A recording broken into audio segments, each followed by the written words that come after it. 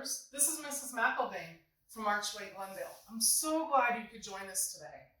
Today I have Gracie, my daughter, who's a student at Archway Glendale. And I'm excited about us talking regarding mysteries in life. That's right, mystery in life. So, do you like to solve mysteries, Gracie? Yes.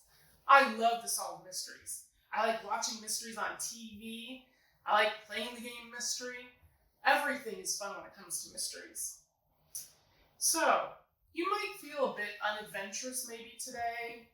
However, there is mystery and wonder no matter where we are if we keep our eyes open and we look for it. It might take a little detective work at first to find something new in the same place, but it's there. Today we are going to put on our detective cap. If you have a detective hat or any hat, you can put that on. This is my detective hat. And I have my handy magnifier. Before we get started into the actual mystery part, let's get warmed up. Let's try to solve some riddles. This will put us into our detective mode, as solving a riddle is a bit like cracking a mystery. Let me hear you shout out your guesses after I've asked you the question. All right, here's the first one. You ready, Gracie? I'm going to ask it to him now. I'm always on the dinner table, but you don't get to eat me. What am I? Oh, a little bit louder. Oh, I think someone got that one. It's plates and silverware. Good job. Here's the next one. What's bright orange with green on top and sounds like a parrot? Oh, good guesses. It's a carrot. There's a one-story house where everything is yellow. The walls are yellow, the doors are yellow, even all the furniture is yellow. The house has yellow beds and yellow couches. What color are the stairs? This is a hard one. You got to think about it. It's a little tricky. Did you guess it? The answer is there aren't any stairs. It's a one-story house. I hope you're getting warmed up with your detective work. Okay, here's another one. What word contains 26 letters but only has 3 syllables? Do you think you know what it is or no? All right, it's the alphabet. Isn't that crazy?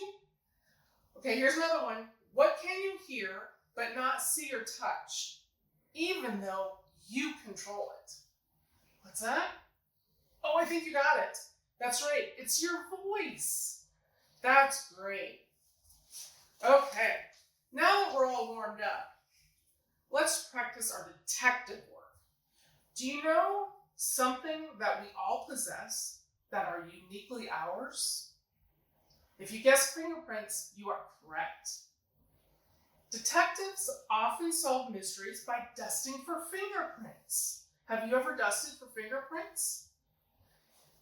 Today, Grace and I are going to show you how to collect your own fingerprints and maybe even the fingerprints of those you live with.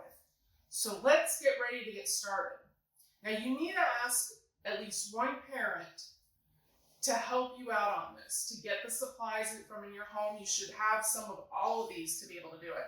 But we want to make sure your parents know what you're doing. So get one of them involved and get permission. So you're going to need some hand lotion, baby powder, cornstarch, or cocoa powder. Any of those will work. Scotch tape, a small brush, such as a makeup brush or a paintbrush. If you don't have any of those, that's okay. We're going to show you another way you can do it. And then 1 piece of black construction paper. So now we're going to get started. You can get your family involved by having them place their fingerprints on surfaces or just do it yourself. Now, earlier today, I got Gracie, and I have my fingerprints, and I have her dad, my husband's fingerprints too. So I have a staple of the fingerprints. If your family is involved, you can use the detective skills you will learn to figure out whose fingerprints belong to which family member. you know, I need to get Dad's fingerprints. Yeah, let's get Dad's fingerprints. I wonder, Dad, would you like a glass of water? Sure. I have a nice fresh glass of cold water. Oh boy, cold water. It's hot out there. Oh, isn't cold water the best, scholars? All right, thank you. Thank I'll you. See you in a That's little bit. Okay, so I got his fingerprints on it. He doesn't know that. So that was good. That was trying to be a good detective and not identifying what you're doing. Okay, so now what we need to do is you need to get on your finger, we're going to have Gracie demonstrate how you can get your own fingerprint or even the fingerprint of someone else. So you're going to get a washable marker and have them rub it on their finger. The thumb is really the best one to do. So watch how Gracie, she's taken a washable marker. Remember, you want washable. And she's putting it on her whole part of her thumb right there. Okay. And then we have for her just a plain white piece of paper, doesn't matter what size. And she's going to put her thumb down on it and push a little hard. And then she's going to lift it straight up. And it's going to give you a fingerprint, and it's going to look just like that. So that gives you a good idea of what the fingerprint looks like. So next, you want to make sure that you label it too. Like I have already done one with Gracie, and it has Gracie's name on it, so I know that's her fingerprint. Okay, so in order to do this, you're going to first place a little bit of lotion on your hand, on your finger that you're going to go ahead and get the fingerprint with. And then you're going to find a surface or an area. So you can do the refrigerator, you can do it on the glass, something that will show the fingerprint itself. And you're going to press your fingers on it like she did.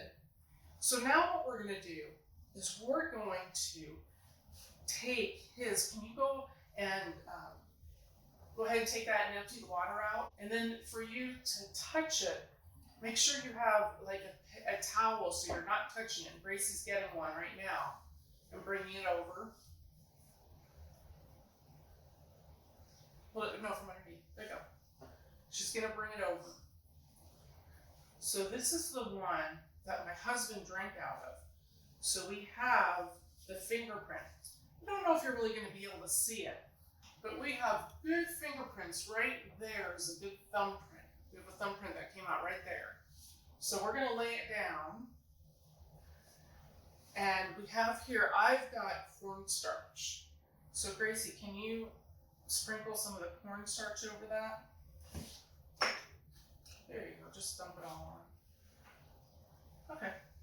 So it's over the fingerprint right now. So I'm going to take my brush and I'm going to gently move over it till it's just the fingerprint left. And then what I'm going to do, if you don't have a brush, this is the time where you're going to get close down to it and slowly blow, real light, to get the bulk of it off till you see that fingerprint. So you don't have to have a brush. Then you're going to get a good sized piece of tape. Make sure you don't touch the middle because your fingerprint gets on it. And you're going to put it over the fingerprint, and then you're going to lift it off, and then you're going to attach it to that black piece of paper. And now I'm going to hold it up so you can see there's actually the fingerprint on there. Isn't that amazing? This is great mystery work. So now we need to identify by looking at them. This is what you can do is you can compare them. Now remember earlier I said I collected our fingerprints? So here's Gracie's. What do you think, Gracie? Does that look like yours? No. No, I don't think so. Okay, let's grab mine. Do you have my fingerprint? Okay. So here's my fingerprint. Does that look like my fingerprint against it? No. No, the markings are a little different. And then here's Grace's dad, the fingerprint that we got on the glass. Remember? Look at that. Look at the markings. Does that look just like it? Yeah. Awesome! We identified this was his fingerprint from the glass, and this is the one I collected from him earlier in the day, and they're a match. Now, if you want to double check real close, you can take your magnifying glass and you can look and you'll see the markings match, identical. Wow. Mystery work is so much fun. Don't you think so, Gracie? Yeah. Okay. So that's how you can collect fingerprints. And then the reason that fingerprints happen, sometimes people wonder. So what it is our body naturally puts out oils. So that's a lot of time why your moms say, there's fingerprints all over the refrigerator. It's because we have natural oil that creates a fingerprint. And so anytime you touch something, it leaves it there whether you want it to be there or not. Okay? So that's how you're able to get the ridge lines that the tape picks it up. And when you tape it to a solid color surface, that's how you can see the actual lines. And that's how our body produces a fingerprint. Now, here's something very important. The patterns on our fingerprint are unique. That means no one else in the entire world, anybody who's lived before you or anyone who's going to live in the future, will ever have the same markings as your fingerprint. Isn't that amazing? And here's even, this is just great information to know. Twins that are identical, that look exactly the same, their fingerprints are not. Each of them have unique markings. No one has the same fingerprints. So, what does that mean? That means that you and I are uniquely made. From the inside out, we were designed to be individuals that have our own markings that can be identified based on what you collect, and it's only yours. So that means there's only one you, and there's only one me, and there's only one Gracie. That's great.